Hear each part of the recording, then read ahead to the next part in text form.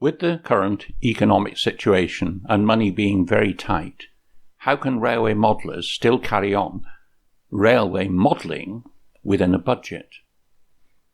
In the March issue of current BRM, I detailed, modified and made good, as it were, a pair of Hornby Black 5s, bought for virtually next to nothing, well, around about £30 each.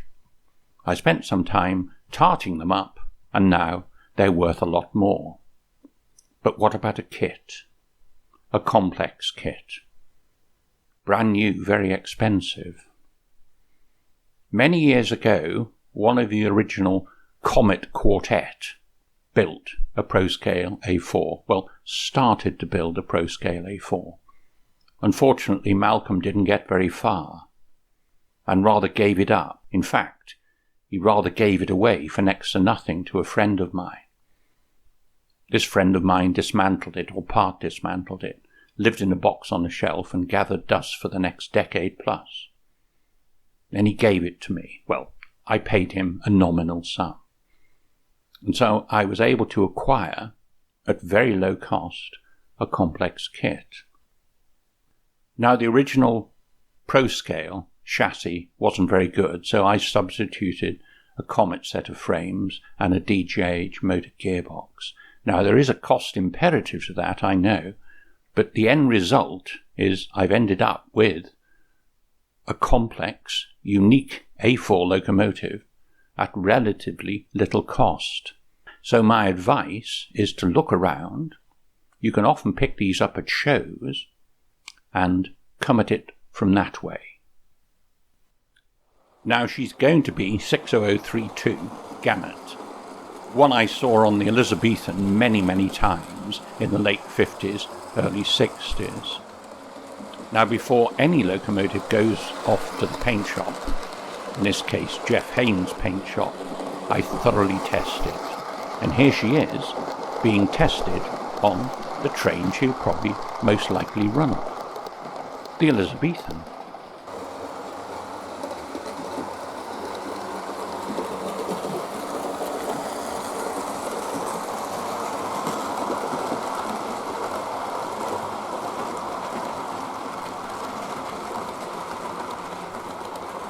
Often you'll see in books a caption, "What a come down for a top-link Pacific," meaning they've seen a picture of an A4 on a freight. Well, that's nonsense, because the freight here is the King's Cross Nidri Scotch goods, one of Top Shed's principal duties, and it was very often hauled by an A4. So not only will Gannet run on the Elizabethan on my little Bytham, but probably in time will run on the Scotch goods here. A very heavy but very fast Anglo-Scottish fully fitted goods. One advantage of the kit-built loco, even though this is lightweight brass, is you can pack it with lead, and this one is absolutely packed with lead. Performance far exceeds that of any RTR equivalent.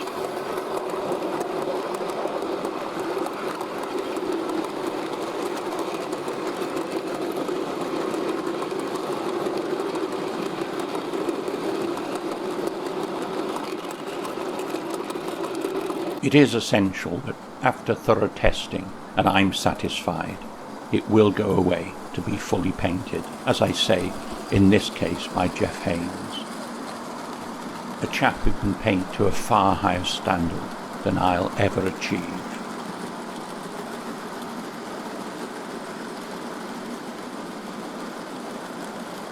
Now, this is the third ProScale A4 I've built for use on Little Bytham. Well, hitherto, the two you're about to see ran on Stoke Summit on the exhibition circuit, starting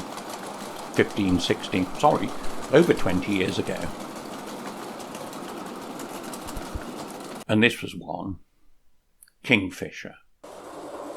ProScale kit, which I built, well, Mick Peabody started it, and this one was painted by Ian Rathbone, with a decent paint job. And as long as they're well made, reasonably well made, they can look very convincing models. This isn't budget modelling, by the way.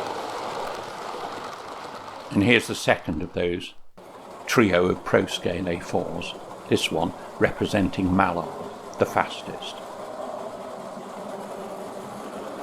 And this one was painted by Ian Rathbone. Now you can see all these three A4s at the Doncaster show, 11th and 12th of February. So please, come along, have a chat.